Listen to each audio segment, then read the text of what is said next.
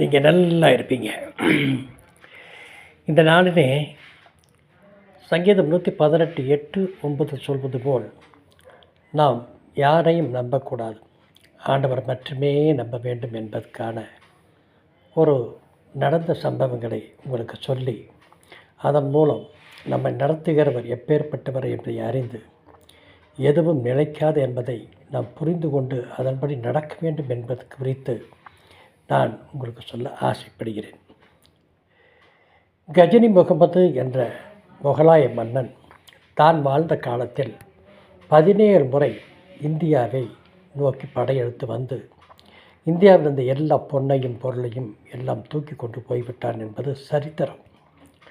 ஆனால் அவன் 17 வரை கொண்டு போனது தங்கம் வெள்ளிய பொன்னாக இருந்தாலும் 32வது வயதில் அவனுக்கு ஒரு கொடிய நோய் வந்து அவனை வருத்தியது.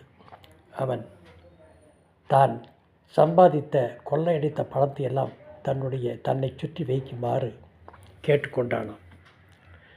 கேட்டுக்கொண்டதை எல்லாம் பார்த்துவிட்டு சொன்னானாம், இத்தனை சம்பாதித்தேன், இதை அனுபவிக்க முடியாத அளவுக்கு எனக்கு இந்த நோய் வந்துவிட்டதே என்று வருந்தினானாம். அதே போல புகழ்பெற்ற டைட்டானிக் கப்பல் என்பது உங்களுக்கு தெரியும். டைட்டானிக் கப்பலை தயாரித்தவர்கள் சொன்னார்கள், இது என்னவும் கடவுளே வந்தாலும் இதை அசைக்க முடியாது என்று.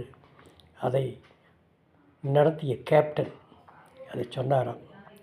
அன்று இரவு நிறைய பெரிய பெரிய செல்வந்தர்கள், நடிகர்கள் எல்லாம் நடித்து காட்டியும் கொடித்தும் வெறித்தனத்தோடு இருந்தபோது எது உடையாது என்று சொன்னானோ அந்த கப்பல் ஒரு பனிப்பாறையின் மேல் விழுந்து நொறுங்கியது. அவர்கள் மனிதனுடைய வார்த்தையை நம்பினார்கள், மனிதனால் உண்டாக்கப்பட்ட கப்பலை நம்பினார்கள். ஆனால் ஆண்டவரை நம்புவது விட்டு அவர்கள் அதன் மேல் நம்பிக்கையாக இருந்தார்கள். என்னை கேட்டுக்கொண்டிருக்கிற சகோதரனே, சகோதரியே, நாம் சம்பாதிப்பித்து வைப்பது எதுவும் நிலையானதில்லை. ஆனால் ஆண்டவரை நம்பினால் நமக்கு ஒரு நல்ல வாழ்க்கையை கொடுப்பார், நீடித்த ஆயுசை கொடுப்பார். எத்தனை நாட்கள் உயிரோடு இருக்க வேண்டும் என்று அவர் நினைக்கிறாரோ அத்தனை நாட்கள் நம்மை நடத்துகிற தேவன்தான் உண்மையான தேவன் என்று கூறிக்கொண்டு, ஆண்டவர் அதைத்தான் சொல்கிறார், மனிதனை நம்புவதை காட்டிலும் பிரபுக்களை நம்புவதை காட்டிலும் கர்த்தரை நம்புவதும் நலம் என்று சொல்கிறார்.